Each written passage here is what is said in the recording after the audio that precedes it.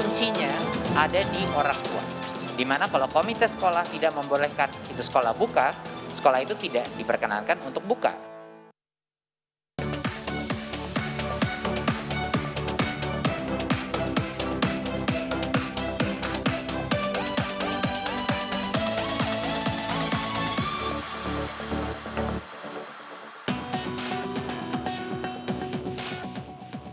Mendikbud memperbolehkan sekolah kembali menerapkan pembelajaran tatap muka setelah melalui persetujuan pemerintah daerah, kepala sekolah, dan juga komite sekolah.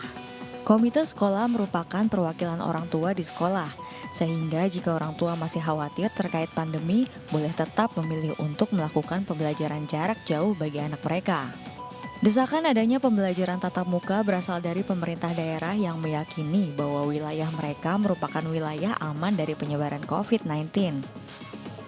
Pembelajaran tatap muka ini sudah mulai dilakukan di wilayah yang masuk zona hijau dan zona kuning.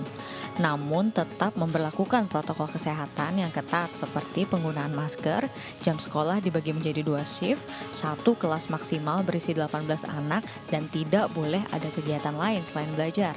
Seperti tidak ada kegiatan olahraga, ekstrakurikuler, bahkan kantin pun tidak boleh dibuka demi menghindari kerumunan. Lantas, siapkah siswa dan guru kembali melakukan kegiatan belajar dan mengajar secara tatap muka? Kita akan bahas lengkapnya di Indonesia Bicara.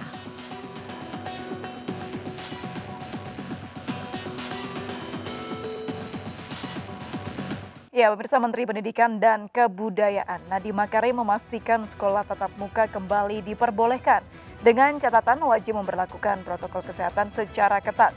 Namun orang tua boleh memilih anaknya untuk tetap melakukan pembelajaran daring dari rumah. Beberapa sekolah di tanah air pun saat ini sudah banyak yang melakukan pembelajaran tatap muka. Bersama saya Aprilia Putri, ini kita akan berbincang lebih jauh terkait new normal sekolah tatap muka. Baik, kita sudah terhubung dengan narasumber yaitu Ibu Noni Batas, orang tua murid. Selamat malam Ibu Noni. Malam. Baik. Terima kasih sudah bergabung bersama kami Ibu di Indonesia Bicara. Yes. Ya, mengenai sekolah tatap muka ini, saya ingin tahu pendapat Ibu Noni. Setuju atau tidak sih Ibu dengan kebijakan ini, Ibu? Lebih ke tidak setuju ya. Soalnya memang masih areanya ini masih area yang belum bisa dipastikan keselamatan anak-anak kita juga gitu. Jadi saya termasuk orang tua yang masih pesimistik tentang aturan untuk tatap muka ini sampai ada kejelasan tentang paling tidak sudah ada kejelasan tentang vaksin lah gitu loh. Baik, terkait alasan Kementerian Pendidikan membuka atau melakukan tatap muka di awal Januari 2021 mendatang, alasannya diantara lain yaitu karena selama kurang lebih setahun ini anak-anak sudah tertinggal jauh pelajaran. Apakah itu yang dirasakan sama oleh anak Ibu? Kalau mengenai ketertinggalan enggak juga, soalnya saya lihat justru mereka jadi banyak dapat tugas ya. Yang memang kurang efektifnya itu mungkin pada saat online itu juga bisa terlalu banyak bertanya. Namun yang sudah terjadi sekarang ini di luar dari jam sekolah pun mereka masih bisa terus melanjutkan sesi tanya jawabnya dengan gurunya terhadap mata pelajaran yang mereka inginkan. Jadi I don't see the difference gitu loh. Baik. Kalau soal kejenuhan dan kerinduan dengan belajar konvensional, apakah dirasakan dari anak-anak Ibu Noni? Iya, betul. Kejenuhan udah pasti. They miss their friends ya, mereka kangen banget teman-temannya, mereka kangen juga ngeliat langsung aktivitas teman-temannya bersama, ya of course. Dan memang itu yang menjadi momok yang terbesar di anak-anak sekarang sih gitu loh. Walaupun mereka juga masih bisa berkomunikasi, tapi kayaknya mereka apalagi anak saya kan soalnya SMA sama SMP remaja ya, yang memang lagi tinggi-tingginya tingkat sosialisasinya mereka gitu. So yes, itu emang kejenuhan tuh termasuk hal yang sangat komplain lah sama mereka. Tidak pernah ada keluhan dari mereka mengenai sistem pembelajaran yang online ini, Ibu Noni? keluhannya itu cuma karena waktu awal-awal itu terlalu banyak platform yang dipakai. Ada yang mau pakai Zoom lah, ada yang mau pakai inilah, ada yang mau pakai inilah gitu loh. Jadi masih scattered around waktu itu.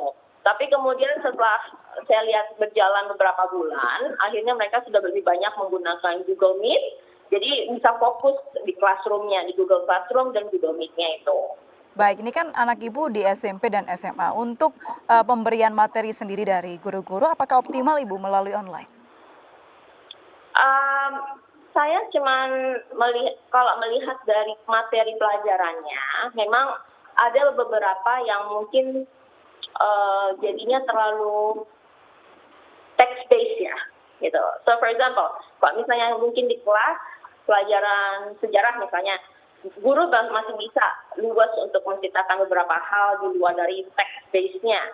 Tapi kalau melalui online, karena mereka sudah sangat terpaku pada materi yang mereka harus kejar, jadi memang mereka jadi kurang bisa memberikan extra knowledge-nya yang sangat diperlukan oleh anak-anak, khususnya anak-anak yang lagi mau memasuki perguruan tinggi atau dari SMP memasuk ke SMA. Baik. Selama kurang lebih setahun ini anak-anak sudah menjalani dan mencoba untuk sekolah online begitu. Ada ujian tengah semester dan juga final exam yang sudah dijalani. Apakah ada tolak ukur Ibu ini naik atau turun dibandingkan pada saat sekolah seperti biasa? Nah, actually nilai anak saya malah lebih tinggi sekarang daripada tatap muka. Karena mereka bisa fokus ya, gitu loh. Dan melihat juga dari beberapa caranya mereka untuk bisa mendapatkan materi apa semua itu jadinya lebih banyak daripada kalau tatap muka. Baik, jadi kayaknya dengan tatap muka ini mereka dilatih untuk bisa melakukan multitasking. Oke. Apakah ini karena memang tidak ada kegiatan yang dilakukan di luar rumah dan jadi anak-anak bisa fokus belajar di rumah begitu Ibu Noni? Kayaknya sih gitu ya.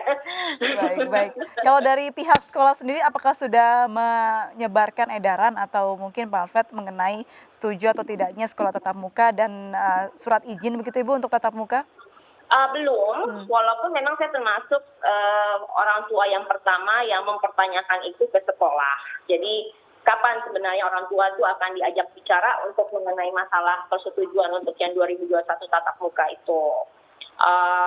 Jadi memang yang mereka juga bicarakan ke saya itu tidak masih sedang dipikirkan lah gitu loh, karena ternyata banyak izin-izinnya juga yang harus dipenuhi ya ternyata. Jadi kayak harus ke Sudin Kecamatan Kelurahan dan kayak gitu deh gitu, surat-surat izinnya gitu. Baik, katakanlah dalam waktu dekat akan ada edaran begitu. Syarat apa yang Ibu berikan sebagai orang tua agar anak-anak diperbolehkan bertatap muka lagi itu sekolahnya? Yang pertama, ya udah pasti protokol kesehatan. Nah, yang memang protokol kesehatan yang saya selalu pertanyakan itu adalah sampai ke titik mana sebenarnya yang dianggap aman buat anak-anak khususnya dalam kondisi belajar mengajar. Jadi yang saya selalu minta ke orang tua itu, kalaupun saya bukan ke pihak sekolah, kalaupun mau melakukan tatap muka, itu harus betul-betul memang dalam satu kelas. Contohnya nih, dalam satu kelas itu emang hanya maksimum 15. How can you accommodate that? Apalagi kalau sekolah negeri yang cukup terbatas fasilitasnya, gitu. Jadi kalau yang kedua juga dari sisi ini, karena juga udah ajakan pemerintah untuk tatap muka, harusnya juga sudah ada kompensasi kalau seandainya if something happen gitu loh. Baik. Ibu kalau misalnya melihat bagaimana Kemendikbud mempersiapkan kebijakan ini dan juga bekerja sama dengan pemerintah daerah, sudah percaya tidak sih Ibu sebagai orang tua untuk bisa membiarkan anak-anak bertatap muka di tengah pandemi yang belum usai ini? Sama sekali enggak. Karena saya melihat dengan kondisi normal aja tanpa COVID, guru-guru itu kan sudah sangat kekurangan tenaga ya sebenarnya di sekolah-sekolah itu. Ini dengan lagi COVID begini, mereka harus extra careful dan extra care terhadap hal yang biasanya tidak biasa gitu. Khususnya di daerah. I don't think so. Saya pesimistik banget lah pokoknya. Baik, kalau tadi dari sekolah sudah Ibu berikan syarat-syarat ketika nanti memang akan dalam waktu dekat diberikan surat edaran untuk izin begitu ya Bu ya. Kalau dari pemerintah khususnya Kementerian Pendidikan apa sih Ibu harapan Ibu? Eh, Jangan membuat kebijakan yang selalu bikin kacau. Dengan kebijakan yang sekarang ini mau tatap muka, ini kan bakal jujur aja bisa kelihatan bakal akan terjadi kebingungan lagi nih. Misalnya tidak ada standar sebenarnya daerah mana yang harusnya sudah bisa dibilang zona hijau. Oke, zona hijaunya itu sebagaimana baru bisa dibuka tuh tatap muka. Yang kedua, kalau sekarang aja sudah terjadi perbedaan pendapat antara daerah sama pusat tuh kelihatan banget all the time for the past few months lah gitu loh. Nah ini sudah menyangkut nyawa anak-anak. Nah tolong jangan bikin kebijakan yang akan membingungkan lagi nanti antara komunikasi pihak guru, pihak sekolah, pihak dinas, pihak pemda, dan juga pusat. Jangan sampai kebijakan yang asal itu membuat dampaknya lebih buruk untuk anak-anak ya Bu ya, karena yang harus kita pikirkan saat ini adalah dampak baik psikis maupun seperti apa kelanjutannya anak-anak dalam belajar. Kalau bicara soal psikis sendiri, untuk anak-anak Ibu seperti apa? Apakah excited mendengar kabar sekolah akan tatap muka atau seperti apa Ibu?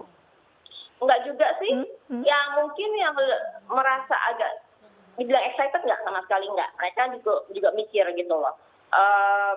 Anak saya kan masuk perguruan tinggi yang paling besar. Nah itu hanya mengatakan apakah mungkin kalau misalnya didahulukan yang kalau misalnya dengan 15 orang atau 10 orang per kelas, berarti mungkin bisa difokuskan pada yang mau masuk perguruan tinggi aja atau yang mau dari SMP ke SMA maybe. Tapi di luar dari itu pas saya bicarakan ke mereka, ini loh nak, tahun 2021 Januari katanya sudah mulai tatap muka. Semua pada oh really? Jadi malah bertanya begitu ya Bu ya, bertanya balik begitu ya. Mereka juga merasakan manfaatnya, ternyata nilainya mereka lebih bagus gitu. Karena mereka bisa fokus gitu. Oke. Ada dampak manfaat yang dia terima begitu ya Ibu ya. Iya. Oke. Ibu terakhir, jika pemerintah atau Kementerian Pendidikan belum bisa mengambil jalan tengah atau jalan terbaik, apakah Ibu ada harapan untuk pemerintah pusat mengambil alih ini Ibu? Mengambil apa, sorry? Mengambil alih kebijakan yang harus dilakukan begitu?